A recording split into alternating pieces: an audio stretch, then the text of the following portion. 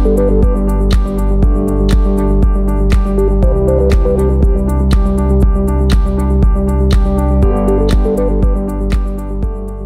you happy?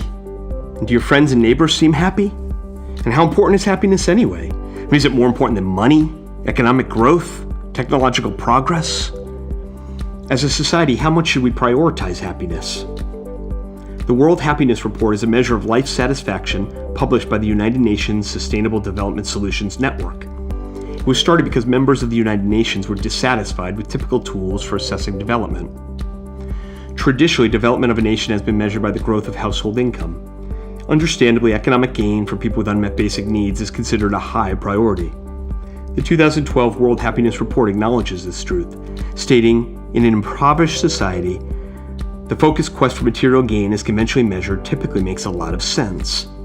Higher household income generally signifies an improvement in the life conditions of the poor. However, once a person's basic needs are met, increasing household income doesn't necessarily correlate with increased happiness. Case in point, the U.S. has made tremendous economic and technological progress over the past 6 or 7 decades, although we're not reporting to be any happier. In fact, our self-reported happiness has declined slightly in the past few decades. None of this should come as a surprise. Throughout history, the great world teachers, including Aristotle, Buddha, and Jesus, all taught that material wants will never satisfy our deepest needs. Even modern-day sages like Biggie Smalls continue to teach us the same lessons. The World Happiness Report is one piece of evidence that we are listening more closely to our wise teachers.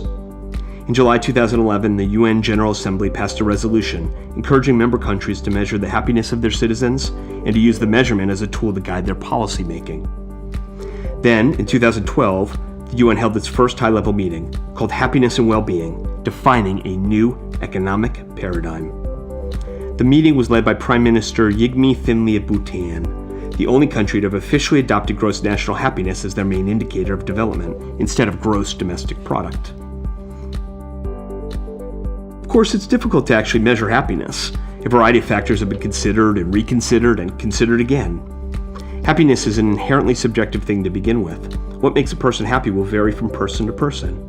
And new research is constantly being conducted, which means that our understanding and perspective on the nature and underlying principles of happiness is a continual work in progress. The World Happiness Report uses 6 main criteria to compare the collective happiness of countries: gross domestic product, or GDP, social support, health life expectancy, freedom to make life choices, generosity, and perceptions of corruption.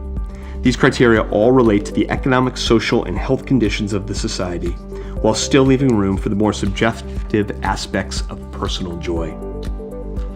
Using these criteria, the researchers determined that the 10 happiest countries in the world in 2017 were, in order from 1 to 10, Norway, Denmark, Iceland, Switzerland, Finland, the Netherlands, Canada, New Zealand, Australia, and Sweden.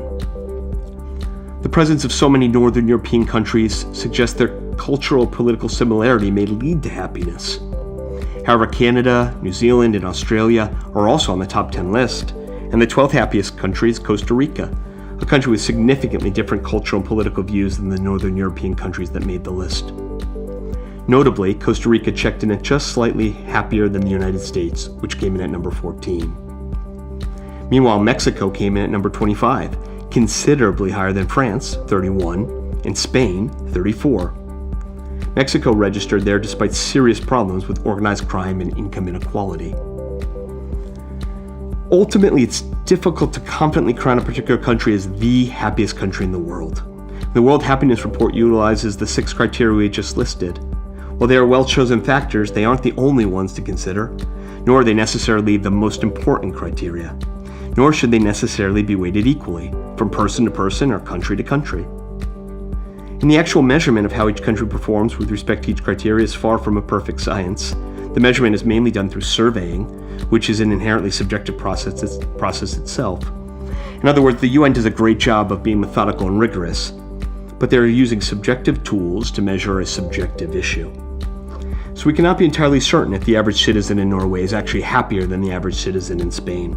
If we could magically and permanently transplant a Spaniard to the majestic fjords of Norway and anchor them as a member of Norwegian society, would that person actually be any happier than they were before?